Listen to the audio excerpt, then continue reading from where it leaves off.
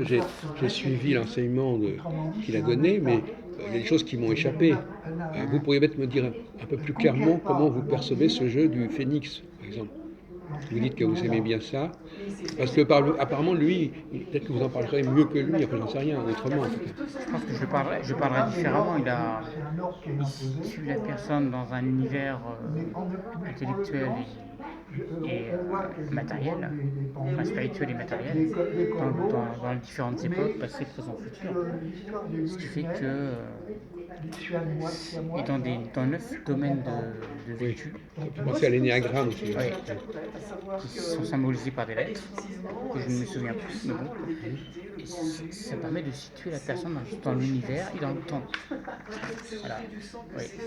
Et en même temps, on va mettre en tête. Hmm. Donc comme ça, dans ces 9 univers, chaque carte définit une tendance propre qui s'applique dans tel univers, si c'est en harmonie ou en disharmonie. Donc ça, j'ai compris, mais je comprends pas tout le jeu. Et quel rapport, comment vous connectez les 9 dimensions aux 22 arcanes? Alors il y a un lien entre le 9 et le 22 ici, ou comment ça se passe? Non, mais c'est simplement c'est comme s'il y avait des 9 bols et on dépose les cartes en Oui, fonction du domaine qu'on veut éclaircir. il C'est pourrait y en simplement. avoir 12 par exemple, éventuellement. Voilà, il peut y avoir 12 12. maisons, Ouais. là c'est l'énéagramme, on trouve ça le 9 aussi en numérologie, oui. Bah, les 9 chiffres, on voit bien de 0 à 9, mais le 0 on ne compte pas. Voilà, c'est ça. Ouais. Et pourtant le 0 c'est le mystère. Donc pour vous, c'est très intéressant qu'on ait ces 9 concepts, c'est très intéressant pour vous. Et donc Harmonie, aventure, ça éclaire, fruit, complicité, énergie, guerre, désir, intuition, besoin.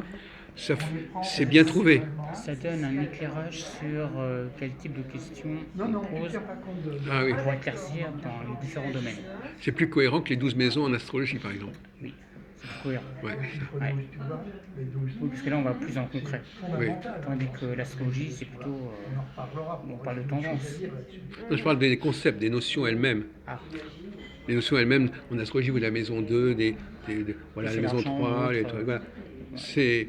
Ça vous paraît plus sérieux comme. Il y a aussi des mots-clés, là, comme ça, partager, vivre, vrai pour. Pour moi, c'est beaucoup plus concret, Voilà. mais rien n'est parfait non plus. Hmm. Rien n'est parfait. Bien sûr. Donc peut-être qu'il faut une clé en plus. Ou alors vous pourriez peut-être le modifier. Non. Non. La seule modification que j'apporterais et que j'apporte quelquefois quand, quand, quand Claude fait le tirage, des fois j'ajoute quelques mots. Je laisse parler mon intuition. Oui, d'ailleurs, vous avez demandé d'intervenir par rapport à ce qu'il a dit à Christine. Vous avez peut-être des choses à rajouter ou des choses comme ça. Des fois je me permets de rajouter, mais pas toujours. Hmm. Et des fois il est en accord et il l'écrit. Mais vous-même, pendant qu'il fait ça, vous réinterprétez son propre jeu ou Non, ou vous avez votre propre tirage? je n'ai pas de tirage, Ça se passe dans votre c'est tête? la perception. Ah oui, c'est ça. Perception. Donc là, c'est même pas vous passez même pas par les cartes à la limite. Non. Ah oui, donc vous avez quand même une intuition, une empathie, une télépathie. Ouais. Ah oui, voilà. Ouais, donc il y a un contact autre qui fait que Oui. je fais la synthèse de ce qui se passe Oui, oui. et mon intuition me dit il y a ça à rajouter, je Oui, rajoute. parce qu'on n'a pas parlé de votre intuition jusqu'à présent, Ouais. mais en fin de compte, il faut qu'il y ait quelque part une intuition. Et vous pensez que Claude, il a une intuition ou il est vraiment dépendant complètement du jeu? Il m'a dit qu'il était dépendant, mais en même temps il aimerait bien développer l'intuition. Ah oui, Il aimerait bien. oui, Donc, et que le fait que je sois là, quelqu'un d'autre qui en est, oui, oui, oui. ça peut l'aider Ah oui, c'est bon. à débloquer un peu Oui, ce qui est coincé. oui. Il y a beaucoup de gens qui font de l'astrologie sont des gens qui n'ont pas trop confiance en leur intuition. Ils veulent faire appel à, et non seulement, et en plus, ils veulent que ce soit très scientifique et pas du tout lié à des mystères. Par exemple, tout n'est pas mystère et tout n'est pas scientifique non plus. Voilà. Il faut savoir être entre les deux. Quoi. Oui. Prendre des deux et faire quelque chose de correct, entre guillemets. Quoi. Oui.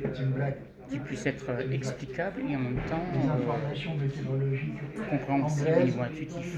Oui. tempête C'est-à-dire que sur les l'intuition ne channels, peut pas le le comprendre, mais il continent faut est que ce du soit soleil. un peu compréhensible quand même. Bon, alors là, Donc vous aimez bien ce jeu histoire de parler de la fécondité, du phénix. Alors pourquoi ça s'appelle le il a phénix à votre ici un avis? spermatozoïde qui rencontre Peut-être la un transformation, ovule, se et tous Oui. les dépasser. deux vont de pair dans les C'est peut-être dentelles utérines. quand est-ce que vous allez dépasser l'obstacle. Vous savez comment ce jeu a été conçu, a été Non. constitué C'est le titre qui m'a et on vous a motivé. jamais expliqué d'où ça sortait ce jeu. Enfin, C'est un Oh, foisonnement, bah, hein, je n'ai pas de mémoire. un Ah oui. En foisonnement fin de de compte, beauté et oui, d'éléments. je n'ai pas de Et mémoire. ça, Non, non, c'est pas de une mémoire. lune Oui. aussi.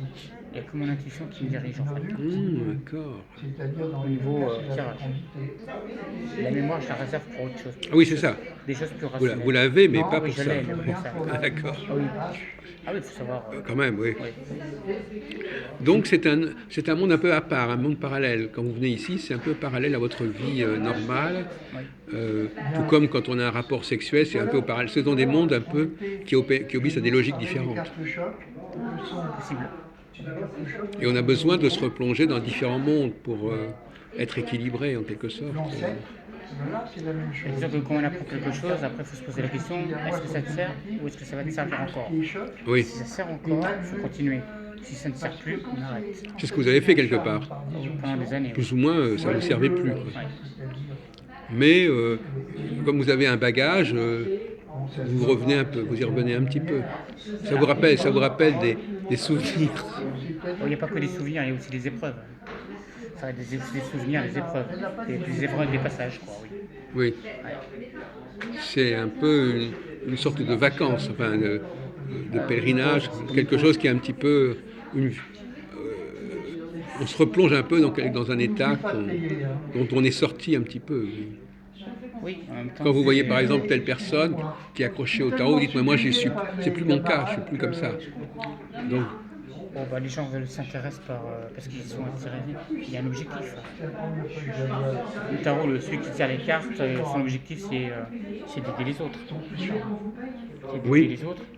Mais moi j'utilise les cartes aussi pour m'aider moi-même. oui, Chose que dans la déontologie du tarot, il est interdit de tirer les cartes pour soi. ah bon, d'accord. Oui. Que normalement, Je savais pas. quand on tire pour soi, ça ne marche pas. Ah bon, d'accord. Et effectivement, quand on tire pour soi, ça n'a presque jamais marché pour moi. Et donc vous êtes tiré par quelqu'un d'autre? Bah, à l'époque, oui. Mais après, j'ai réussi à avoir une sorte de bénédiction. Voilà. J'ai fait une prière et elle m'a dit maintenant, comme tu es quelqu'un de gentil, on va accepter que tu tires les cartes pour toi parce que tu as besoin d'y voir clair. Et donc, je peux me les tirer pour moi. J'ai obtenu J'ai un accord, une dispense, une autorisation, une dérogation. une dérogation partielle, parce que c'est pas tout le temps exact. Je peux me tromper. Ouais. Et qu'est-ce que vous pensez du hiking par exemple? Un peu replié sur soi-même. Vous avez fait un peu de hiking? J'ai oublié. Vous ne savez pas si vous en avez fait? Quoi, finalement? Vous savez, le truc chinois, les hexagrammes, oui, les C'est pièces, les pièces, voilà. 3 pièces, ça. Oui, la géomancie aussi. Il n'est pas le cas. On Tout appelle ça, c'est très loin, très loin, très loin. Très loin. J'ai oublié. Je me suis surtout concentré sur le tarot et les rêves. Et est-ce qu'à votre avis, on peut connaître aussi, est-ce que ça vaut la peine d'étudier ça au niveau... Enfin, tout à l'heure, on s'est dit, on peut être interrogé sur la vie politique. Est-ce que ça fait sens d'utiliser le tarot pour comprendre ce qui se passe dans le monde et pas seulement sur une personne en particulier? Bah, si ça peut permettre aux gens de discuter sur ce sujet-là avec des cartes, pourquoi pas. C'est ce qui est un peu le cas du jeu de Phoenix. Oui. Mais Le jeu de Phoenix, c'est un jeu de société, presque un jeu de salon. un jeu de salle, De salon. oui, avec très peu de personnes. Oui. Très peu de personnes. Ouais, mais bon. À Manu, ce serait presque ça. C'est un moment où on discute sur des cartes, voilà, on parle. Sauf que à une époque où il y a beaucoup de plus de célibataires en France qu'avant, qui a toujours eu, ça permet aux célibataires de se retrouver et de parler, au lieu de rester devant sa télé à C'est ce qu'on a dit tout à l'heure, oui. Oui, voilà, ça permet aux gens de se rencontrer, quoi, tout simplement. C'est une sociabilité. Oui, On travaille pour le une autre façon de vivre en société, quoi. Oui. Et que vous pensez des cafés philo, par exemple? On a parlé tout à l'heure des cafés philo. J'ai presque jamais été. Ah bon? Et ça vous intéresse pas comme forme de sociabilité par exemple, à la Bastille où on est là, il y en a des tas. Je suis tenté, mais j'ai pas osé en fait. Je suis tenté, non, parce que ça va me dépasser la philo. Sur la tour. Oh, Ah, si, ça va me dépasser. ah bon? Oui, parce que j'ai pas les mêmes idées que les autres, alors Ah, voilà. Alors, que je sois d'accord, oui, mais dès que je suis pas d'accord, bon, ben, je m'en vais. Voilà. C'est juste prendre un café, j'écoute et je m'en vais, puis voilà. vous savez qu'à côté, il y a un groupe qui fait de l'astrologie, Je ne sais pas. dans la salle à côté. Ah oui? Oui. D'ailleurs, moi je connais bien, c'est Didier Gélin, là, actuellement, ils sont entre une dizaine d'astrologues à discuter sur le thème De quelqu'un. de quelqu'un de connu, actuellement. Ou deviner le thème ou alors souvent ils donnent un thème et puis il faut deviner à qui ça correspond. En fin de compte, à quoi bon ces sciences divinatoires si c'est pour connaître la vie privée des gens? Est-ce que c'est vraiment utile? Mais le thème, c'est pas seulement la vie privée de quelqu'un, ça peut être aussi sa vie politique. Il y a des gens qui vont regarder le thème d'Emmanuel Macron pour savoir Ouais. où est-ce qu'il en est, comment il passe la période, si la période lui est favorable ou pas favorable. Ah, là, j'ai un petit message qui me dit que. Alors, allez-y. Le petit message qui me dit, suite à ce que vous me dites, il faut que tu t'intéresses à la vie en France et mondiale. À qui est ce message? À moi. Ah oui. Ben voilà, c'est Voilà, c'est-à-dire qu'il faut que Oui. tu ailles dans ces réunions pour vraiment comprendre ce qui se passe ici Oui. et maintenant. Oui, c'est vrai qu'on peut s'intéresser à la vie politique par le biais de l'astrologie, du tarot. Pourquoi pas? Oui, en effet. Pas uniquement pour des questions personnelles. Oh, bah, moi, les questions personnelles, il n'y en a presque plus. Hein. Comment? Je n'ai presque plus de questions personnelles. Ah, d'accord. J'ai éradiqué tout ça. J'ai nettoyé, il n'y a plus. Non. Et les questions professionnelles, ça ne vous intéresse pas non plus? Non plus. Vous gérez ça, vous n'avez pas la peine pas besoin de quelqu'un qui vous dise où vous arrivez, ce qui va vous arriver dans ce domaine. Je ne pense pas qu'il va m'arriver de grandes choses. Voilà, c'est à peu près calibré, canalisé. De calibrer et poser. C'est les gens qui sont dans une situation plus fragile qui se posent plus de questions. Ou qui sont dans le doute. Oui. C'est pas forcément une fragilité, c'est des doutes, des questions. Oui. Qui sont inquiets quand même un petit peu. Oui. Mais c'est vrai que le gros problème, c'est le côté affectif, amoureux. Tout le monde cherche des solutions en amour, au niveau de l'affection. On est tous perdus à ce niveau-là. Prochaine rencontre. Décontenancés, un peu égarés, C'est-à-dire que déboussolés. le monde change, la femme n'a plus la même place qu'il y a 100 ans. Ah, oui. Donc, l'homme ne sait plus où trouver, Ça se déstabilise, oui. ça se restabilise, mais différemment. Alors maintenant, on va chercher des réponses. Voilà. L'homme est en quête de réponses par rapport au changement des relations hommes-femmes. Alors justement à ce propos, parce que c'est un sujet qu'on aborde beaucoup sur notre chaîne, qu'est-ce que vous avez à nous dire pour terminer notre entretien sur les relations hommes-femmes? Est-ce que la femme c'est un être différent, qui a un statut différent, qui a une place différente dans le monde que l'homme par exemple? On dit toujours que Si vous avez des conseils à donner à une femme, qu'est-ce que vous lui donneriez comme conseil pour qu'elle se recentre quelque part? Je sais pas, peut-être. on va dire que la solution elle est dans le yin-yang. Oui.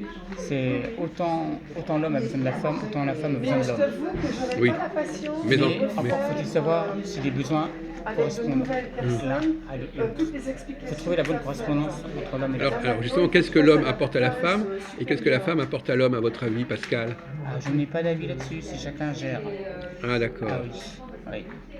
Donc vous ne vous hasarderiez pas à nous dire ce qui distingue l'homme de la femme? Non, parce que chacun a sa réponse, et comme il y en a des milliards de réponses, donc une réponse parmi des milliards, c'est insignifiant. Ouais, d'accord. Voilà. Merci.